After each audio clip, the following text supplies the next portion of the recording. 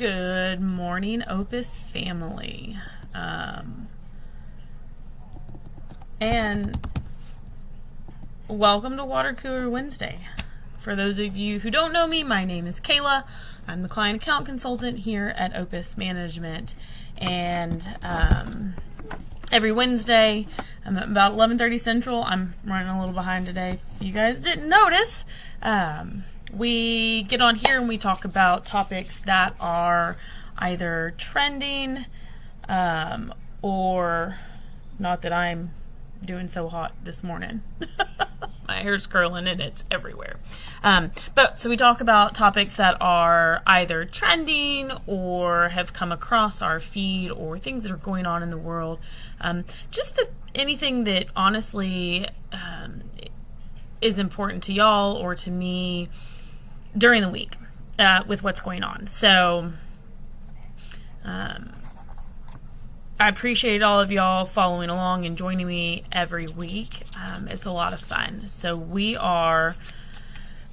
Opus Management is a business consulting firm that really and truly our mission is to help small businesses function like an enterprise. So there's a lot of things out there that the large corporations and enterprises utilize, and we want to bring those options to the small business. So we all here at Opus believe deep down in our guts and in our hearts and in our souls that small businesses,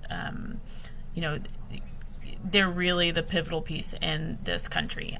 So we all obviously are part of a small business and kind of have some side hustles that are small businesses as well. So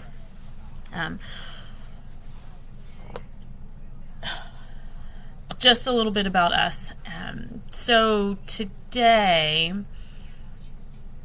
last week we talked about SharePoint, and prior to that we kind of talked about people. And I've done some jumping around. We've talked about a ton of different things that have come up, things that have sparked my interest. We've done a couple of months where we had a whole theme for the month, talked a lot about Microsoft, some of the options that we offer as far as ERP and CRMs. So, whether that's the electronic management, your customer management, your accounting software, all of those things, we're here to help you with those. But something that I want to talk about because it's really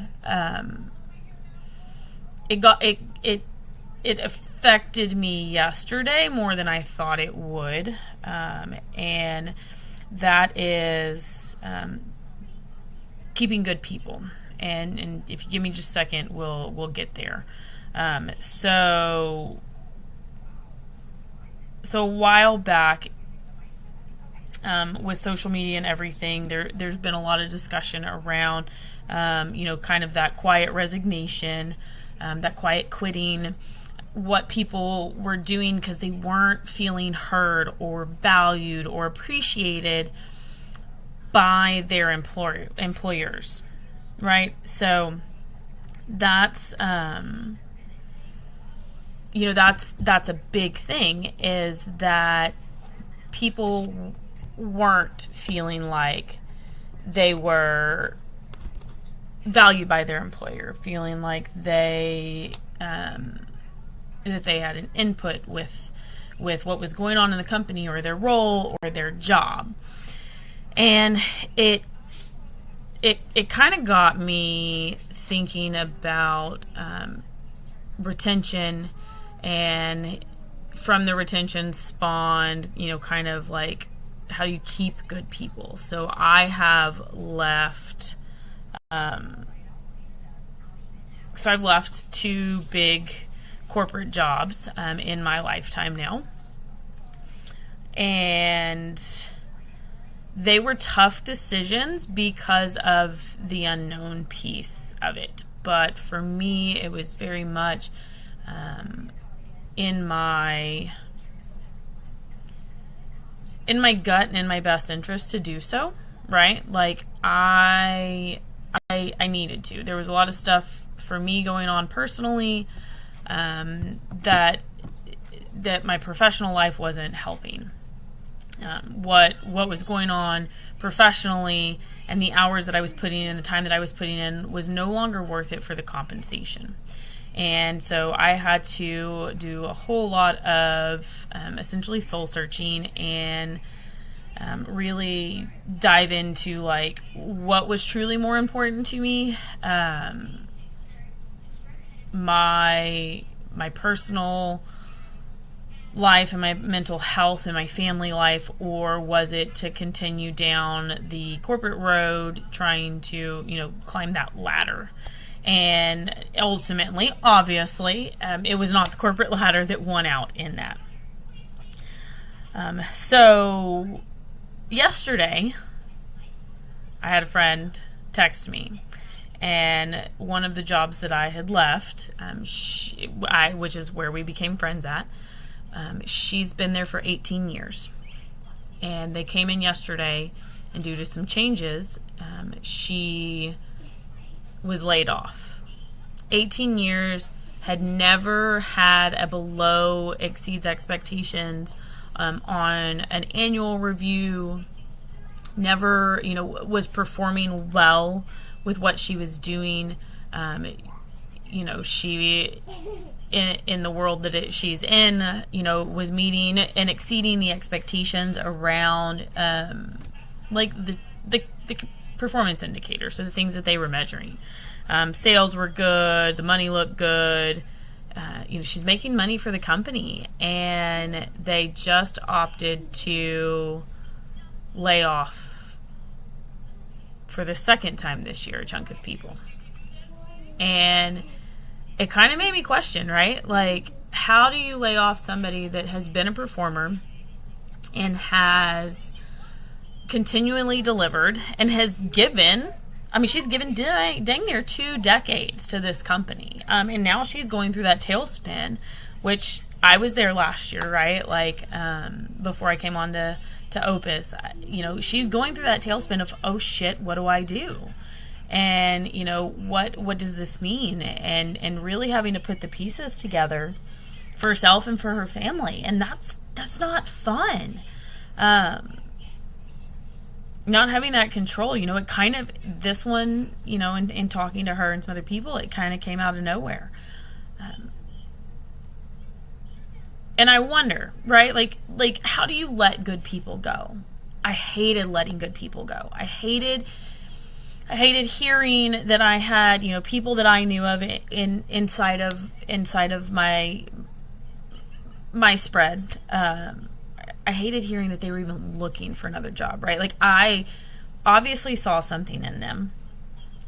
I hired them. I trained them. I spent that money. They're working for me. They're part of the team. And, not to hear, I would have preferred to hear it from them. And there were things, when you get into corporate, there are things that hold your hand. There's, they tie your hands. You can't go above a certain point, which I think is stupid. I think salary caps are stupid. In a lot of places. In a handful of places, they need to be there. But how it would bother me when someone would start looking, right? Like, what can I do? Like, what have I done to push you to this point? What has the company we work for done to push you to this point? And then, aside from that, like, is it money? Like, is it really money? Because depending on where you're at in your career and in your job journey, you have to think of things smartly. A 3% salary increase to me is bullshit. And that's pretty standard, right? Company-wise, it's pretty standard. You're going to give me 3%. Okay, so let's say, it's nothing. Excuse me. It's truly nothing when you think about it, right? Like, what does that average out a week? It barely changes your paycheck that comes out. And in this society right now, like, that's, like, so many more people are going paycheck to paycheck. So many more people can't buy their first house. They can't, there's so many things that are going on right now. And I think that, instead of a hiring bonus, instead of, going out and paying, and mind you, this happens across all the board. Like I'll give you an example after I say it. Instead of paying somebody new to come in, give a retention bonus, right? Like pay your people that have stayed with you, that are there. Pay those people. Pay them more. And pay them more than a quarter an hour raise if they're hourly. Pay them more than a 3% salary increase. Like, let's give them something substantial that, like, hey, we appreciate what you've done. Like, we understand that you are a valuable member of society. If you're not giving bonuses, then you've got to give them something, right? Like, if you're not paying a quarterly bonus, if you're not paying an annual bonus, you're going to have to pay them something. Otherwise, they're going to leave. I think the same thing, we lose sight too. Providers as a whole loses that sight, right? Like I was looking at my truck insurance, and I've been with these guys for a long time, and it just keeps going up. And I haven't had any accidents, and I haven't gotten any tickets, and I haven't done any of these things, but they just keep charging me more on a truck that's getting older. They just keep charging me more, and I've been there and I've been loyal. But you know what? If I go look at another company, they're going to give me a break to come in for new. Same thing with cell phone provider. Like, God, guys, like, think about your cell phone. Like, how long have you been with your provider, right? Like, I've been with AT&T for 20-something years. And my bill just keeps going up. Constantly. We don't look at what we've got. And if your employees are burnt out for whatever reason, because they're having to work 2 jobs, because they're not, they've progressed and they're capped because the people above them aren't moving, right? So like if I get to the management point and the next level's corporate or district, whatever, and there's not a position for me to move to, and I have constraints like I can't leave Texas, or I can't leave the city that I'm in, if I'm in Dallas, or if I am in, Birmingham, Alabama, or if I'm in Nashville, Tennessee, if I can't leave the area I'm in, I'm going to max out, right? At some point when you're going up the chain of the ladder, I'm going to max out. And typically with those max outs, with things you can't control, right? Like my boss ain't leaving, I can't take their place. And there's not a remote position for me to work from. If I max out in pay, what's the incentive for me to stay? Why would I stay if I can't make more? I have a very good friend. She did this, right? She didn't want to go into management. So she maxed out at the hospital she was at, that she was working at. She's a nurse. So she maxes out. Guess what she does? She goes somewhere else for 2 to 3 years. Maxes out on what she can get paid. Now she comes back, applies, gets another position, same position, but she gets paid more because she has more experience and more years. And she's an external. The internal hires have a cap typically on what they can get bumped to, right? Like my internal promotion only allows for a 3 to 5% increase. But if I was to leave, come back, apply, and get hired in from outside, they come in at a higher gap. I've experienced it. I have friends that are nurses that are experienced it. And I think it's a big taboo we need to talk about. You can't, yes, there are candidates that are qualified to make more money. They bring something to the table. But when you have a strong performer that has been performing, that has been loyal to the company, and you say, it's our policy, we can only give you a 5% increase when we step you up to the next level, but we're going to bring somebody else in at a 20% increase, then we have to train. We have to send you to train, and they make more money than you. But they bring something, they bring an outside perspective, but they don't know the company. And it takes them a year to understand what's going on, to learn the skills of everybody within their unit and everybody that's below them, gain that respect, be able to do all the jobs. It's going to take them more than a year to learn that. Why are we rewarding that? So, perks of being in small business, you can change that. I would hope that people in the corporate world would shake this up and start working on retaining people. there's tons of opportunity and you can grow people. But ultimately, I'm going to leave for two things. I'm going to leave personal reasons, family, money. I mean, being able to support all of that and make those decisions, right? So personally, am I surviving and am I thriving personally?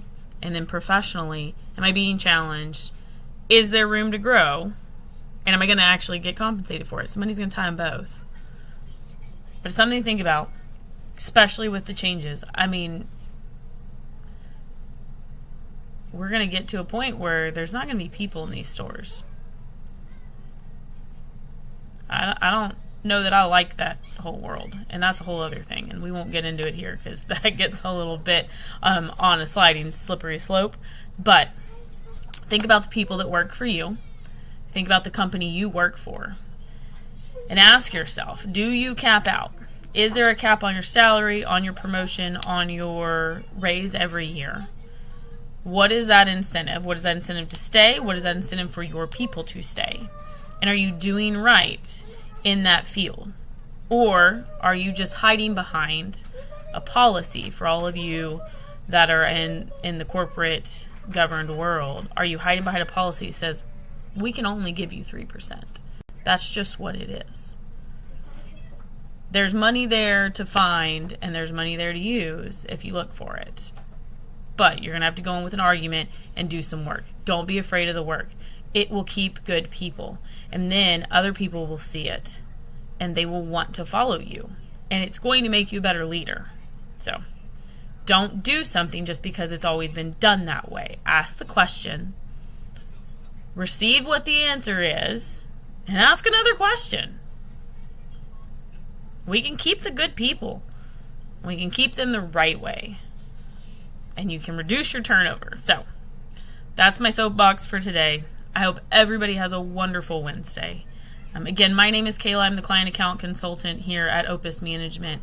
We would love to hear what you guys are struggling with, what you're looking to get done, what you're trying to do in your small business, medium-sized business, or if you're a manager in a large business, in a corporate enterprise, shoot us a note. We would love to have you. Check out our website. You can find us at opusmanagement.us, opusmanagementdesigns.com, and then you can find us on all social media platforms. We have a Twitter, a YouTube, Instagram, Facebook, LinkedIn. I think that's all. You can find me there too. There's links to our calendars to get in and have a discovery discussion to see how we can help. And what we can do for your business and for your betterment. And we would love to talk to you guys. I will see you next week. Same time, roughly 11:30 Central Standard Time, I think is how they say it. Anyway, I'm on Texas time, so I just kind of do it at 11:30. But we'll talk to you.